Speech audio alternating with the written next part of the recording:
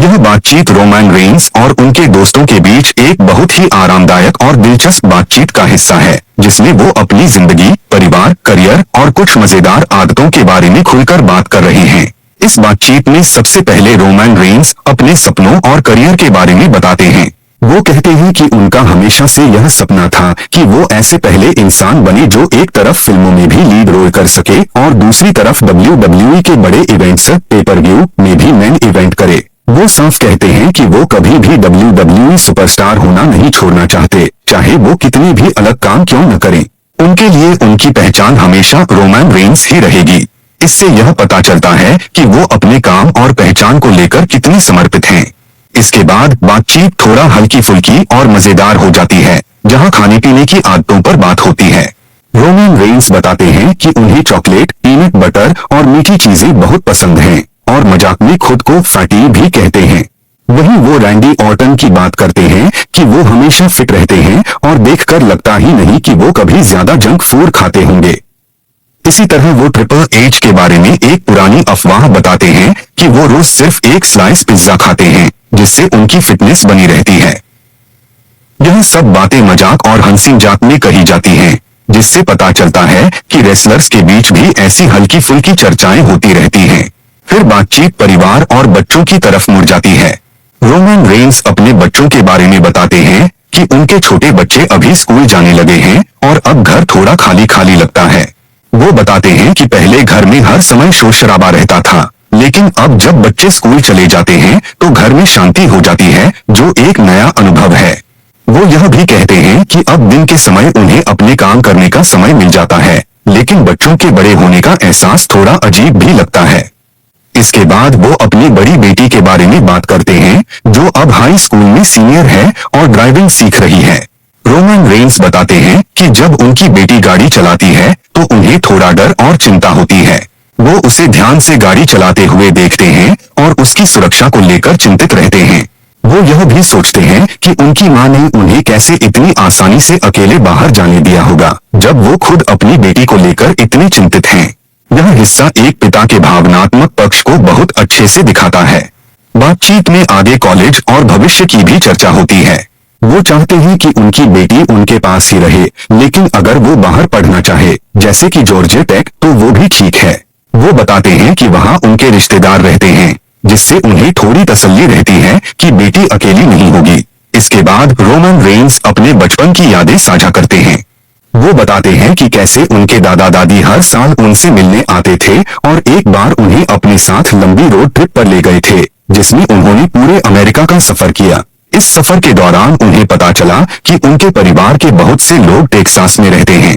वो अपने परिवार की जड़ों के बारे में भी बताते हैं कि उनकी नानी इटली, सिसिली से थी और उनके परिवार की पृष्ठभूमि इटालियन और ब्रिटिश आयरिश मिक्स है। आखिर में बातचीत एकदम हल्की और भावनात्मक हो जाती है, जहां उनसे पूछा जाता है कि उनके दादा दादी के साथ बिताया गया कोई खास यादगार पल क्या है। इससे पूरी बातचीत का माहौल बहुत ही पर्सनल और दिल से जुड़ा हुआ महसूस होता है।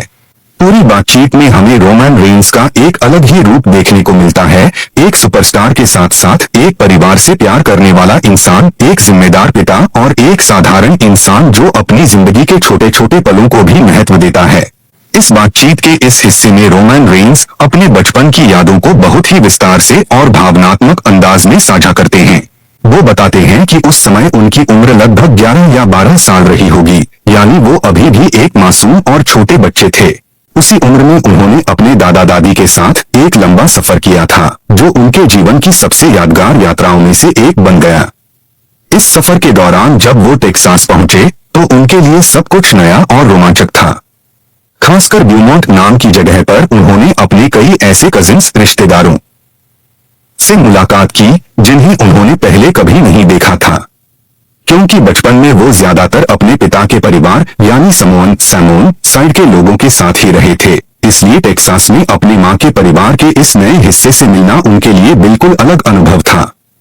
वो बताते हैं कि उनके रिश्तेदार एक बहुत बड़े फार्म हाउस में रहते थे, जो काफी विशाल और खुला था। वहां का माहौल उनके लिए किसी फिल्म जैसा लगता था, चारों तरफ खुली जमीन, प्रकृति और आजादी का एहसास।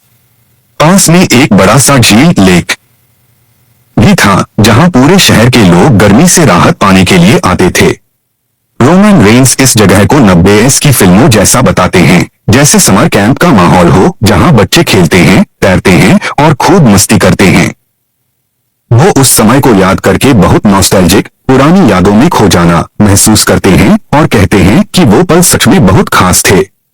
इसके बाद वो कैलिफोर्निया के सनीवेल शहर में अपनी नानी ग्रैंडमदर के घर पहुंचने का अनुभव बताते हैं। उनके अनुसार उस समय सनीवेल एक बहुत ही सुंदर और शांत जगह थी, जैसे किसी प्लेजेंटविल टाइप फिल्म का शहर हो। जब वो अपनी नानी के घर पहुंचे तो उन्हें लगा जैसे वो किसी अमीर इंसान के घर आ गए हों। हालांकि वो घर बहुत बड़ा या शानदार नहीं था, लेकिन उनके लिए वह बेहद खास था क्योंकि उसमें एक अलग तरह की बनावट थी, थोड़ा ऊपर थोड़ा नीचे, यानी मल्टी लेवल घर जो उन्हें बहुत अनोखा और रिच जैसा लगा। उनकी नानी के पास एक लेक्सस कार भी थी, जो उस समय उनके लिए बहुत बड़ी बात थी क्योंकि पेंसाकोला में उनका परिवार आर्थिक रूप से उतना मजबूत नहीं था। रोमन रेंस अपनी नानी के घर के पीछे लगे पेड़ों जैसे अंजीर, फिग, नींबू, लेमन और परसिमन का भी जिक्र करते हैं। वो बताते हैं कि उनकी नानी खास तौर पर उन्हें अंजीर और प्रून, सूखे आलू बुखारा खाने के लिए कहती थी ताकि उनका पाचन सही रहे। इस पर वो मजाकिया अंदाज में कहते हैं कि उनकी नानी को कभी कब्ज, कॉन्स्टिपेशन की समस्या नहीं होती थी क्योंकि वो हमेशा प्रून्स खाती थी। यह हिस्सा बातचीत में हल्का फुल्का हास्य भी जोड़ता है। फिर वो अपने बचपन की एक दिलचस्प और थोड़ी सख्त सच्चाई बताते हैं कि जब वो छोटे थे तो उनका वजन थोड़ा ज्यादा था और उन्हें फुटबॉल टीम में खेलने के लिए अपना वजन नियंत्रित रखना पड़ता था। इसके लिए उन्हें प्रून जूस पीना पड़ता था ताकि उनका वजन कम हो सके। यहाँ तक कि वो बताते हैं कि उन्हें प्लास्टिक बैग पहनाकर दौड़ाया जाता था ताकि वो पसीना बहाकर वजन कम कर सकें। वो साफ करते हैं कि यह सब उन्होंने खुद अपनी मर्जी से किया था और उनकी मां ने उन्हें मजबूर नहीं किया था, बल्कि वो खुद टीम में आने के लिए इतनी मेहनत करना चाहते थे। इसके बाद वो अपने पिता के बारे में बात करते हैं। वो बताते हैं कि बचपन के एक समय में उनके पिता उनके साथ ज्यादा नहीं रहते थे, लेकिन बाद में वो वापस आए और हमेशा उनके हर छोटे बड़े इवेंट में शामिल होते थे। रोमन रेंस कहते हैं कि उनके पिता इतने समय के पाबंद थे कि वो हर जगह बहुत पहले पहुंच जाते थे, यहाँ तक कि घर में खाना बनने से पहले ही आ जाते थे। यह सुनकर उनकी मां को भी कभी कभी गुस्सा आ जाता था, लेकिन इससे यह साफ होता है कि उनके पिता अपने बच्चों के जीवन में मौजूद रहना चाहते थे। इसके अलावा वो अपने समय की आदतों के बारे में भी बताते हैं कि वो खुद समय पर पहुंचने में थोड़े ढीले हैं, लेकिन उन्हें देर होने की चिंता, एंजाइटी रहती है। वहीं बातचीत में दूसरी तरफ से यह बात भी सामने आती है कि समय की पाबंदी, पंक्चुअलिटी दूसरों के समय का सम्मान करने का तरीका है और यह एक जरूरी जीवन सीख है। अंत में बातचीत पॉल हेयमान के साथ उनके अनुभवों की तरफ मुड़ती है, जहां रोमन रेंस बताते हैं कि उनके करियर के सबसे बेहतरीन पलों में से एक उनका लंबा टाइटल रेन, चैंपियनशिप रेन था, जिसे वो मैजिकल बताते हैं।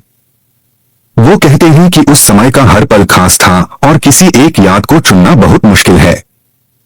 पूरी बातचीत में रोमन रेंस का एक बहुत ही मानवीय और भावुक पक्ष सामने आता है। एक ऐसा इंसान जो अपने बचपन की यादों, परिवार के रिश्तों और जीवन के अनुभवों को बहुत गहराई से महसूस करता है और उन्हें बड़े ही सादगी और सच्चाई के साथ साझा करता है। इस बातचीत के इस हिस्से में रोमन रेंस अपने करियर, अनुभवों और खास तौर पर पॉल हेयमान के साथ अपने रिश्ते के बारे में बहुत गहराई से बात करते हैं। वह बताते हैं कि रिंग में हर रात एक ऐसा खास पल आता है जिससे यह अंदाजा लगाया जा सकता है कि मैच कितना शानदार चल रहा है।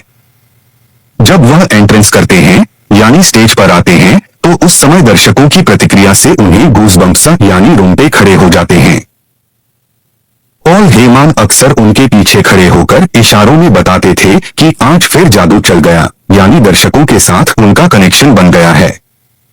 यह उनके लिए एक खास एहसास होता था, मानो वे दोनों मिलकर एक तूफान से गुजर रहे हों और उसके बीच में खड़े हों जहां सब कुछ परफेक्ट चल रहा हो। रिंग के बाहर की यादों के बारे में भी रोमन रेंस बहुत भावुक होकर बात करते हैं। वह बताते हैं कि लंबी फ्लाइट्स, खासकर सऊदी अरब की यात्राओं के दौरान साथ बैठकर खाना खाना, बातें करना और समय बिताना उनके लिए बहुत खास था। वह कहते हैं कि पॉल हेयमान को उनके बच्चों के साथ बातचीत करते हुए देखना भी एक अनोखा अनुभव होता था।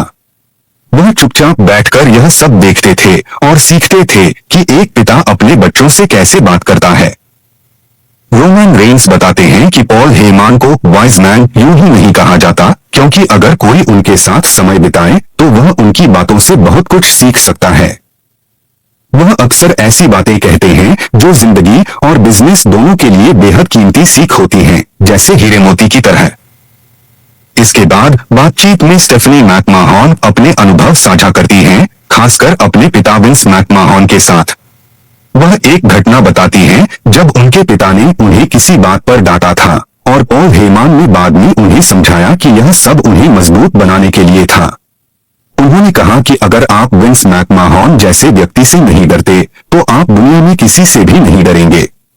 इस बात ने उन्हें यह सिखाया कि हर इंसान एक जैसा ही होता है, चाहे वह कितना भी बड़ा या प्रभावशाली क्यों न हो। रोमन रेंस भी इस बात से सहमत होते हैं और कहते हैं कि उन्होंने भी विंस मैकमाहन के साथ काम करते हुए बहुत कुछ सीखा। वह बताते हैं कि शुरुआत में उन्हें उनके साथ तालमेल बैठाने में समय लगा, लेकिन धीरे धीरे उन्होंने उनसे बिजनेस और जिंदगी की कई अहम बातें सीखी। वह यह भी कहते हैं कि वह बड़े सुपरस्टार्स जैसे हल्क होगेन, स्टीव ऑस्टिन और ड्वेन जॉनसन की तुलना में विंस मैकमाहन के साथ कम समय बिता पाए, लेकिन जितना भी समय मिला उसमें उन्होंने हर छोटी बड़ी बात से सीखने की कोशिश की। एक बहुत महत्वपूर्ण सीख जो रोमन रेंस को मिली वह थी, जब घर जाओ तो पूरी तरह से वहां मौजूद रहो, यानी काम चाहे कितना भी बड़ा क्यों न हो, परिवार के साथ समय बिताते वक्त पूरी तरह उनका ध्यान रखना चाहिए। उन्होंने इस बात को अपनी जिंदगी में बहुत गंभीरता से लिया और आज यह उनके जीवन की सबसे बड़ी प्राथमिकता बन गई है। अब स्थिति यह है कि जब वह घर से दूर होते हैं तो उन्हें अपने परिवार की बहुत याद आती है, क्योंकि उनका मन वहीं लगा रहता है। एक और महत्वपूर्ण बिजनेस सीख जो उन्हें मिली वह थी, हमेशा थोड़ा आगे रहो, लेकिन बहुत ज्यादा नहीं, यानी आपको समय से आगे सोचने की जरूरत है, लेकिन इतना भी नहीं कि लोग आपकी बात समझ ही न पाएं। यह सिद्धांत उन्होंने अपने करियर और बिजनेस में बहुत अपनाया और यह उनके लिए बेहद कारगर साबित हुआ। इसके बाद रोमन रेंस अपने भविष्य के लक्ष्यों के बारे में बात करते हैं। वह कहते हैं कि वह ऐसे पहले सुपरस्टार बनना चाहते हैं जो एक साथ फिल्मों में भी बड़ा रोल निभा सके और WWE में भी टॉप स्तर पर बना रहे। वह जॉन सीना का उदाहरण देते हैं जिन्होंने यह किया, लेकिन वह इसे अपने तरीके से और नए स्तर पर करना चाहते हैं। उनका सपना है कि वह कभी WWE सुपरस्टार होना न छोड़े, चाहे वह कितने भी दूसरे काम क्यों न करें। वह हमेशा रोमन रेंस ही रहना चाहते हैं। अंत में वह अपनी सबसे बड़ी चुनौती के बारे में बताते हैं, अपने प्रोफेशन और पर्सनल जीवन के बीच संतुलन बनाना। वह कहते हैं कि एक तरफ करियर की दौड़ होती है जहां इंसान लगातार आगे बढ़ने की कोशिश करता है, और दूसरी तरफ परिवार होता है जिसे समय देना भी उतना ही जरूरी है।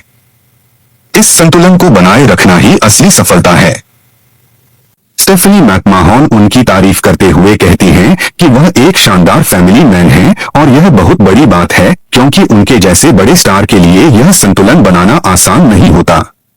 वह जॉन सीना का उदाहरण देती हैं जिन्होंने यह संतुलन देर से सीखा, लेकिन रोमन रेंस ने इसे समय रहते समझ लिया, जो उनके व्यक्तित्व और चरित्र को और भी खास बनाता है। पूरी बातचीत में रोमन रेंस एक ऐसे इंसान के रूप में सामने आते हैं जो न सिर्फ एक महान सुपरस्टार हैं, बल्कि एक समझदार, जिम्मेदार और परिवार को प्राथमिकता देने वाले व्यक्ति भी हैं। इस बातचीत के इस हिस्से में रोमन रेंस अपने करियर, सोच और जीवन के बहुत गहरे पहलुओं को विस्तार से बताते हैं। शुरुआत में वह जॉन सीना का जिक्र करते हैं और कहते हैं कि उनसे पहले WWE में जॉन सीना ही सबसे बड़े स्टार थे। जॉन हमेशा हर काम के लिए तैयार रहते थे, कभी ना नहीं कहते थे, हर इंटरव्यू, हर कॉल, हर जिम्मेदारी को तुरंत स्वीकार करते थे।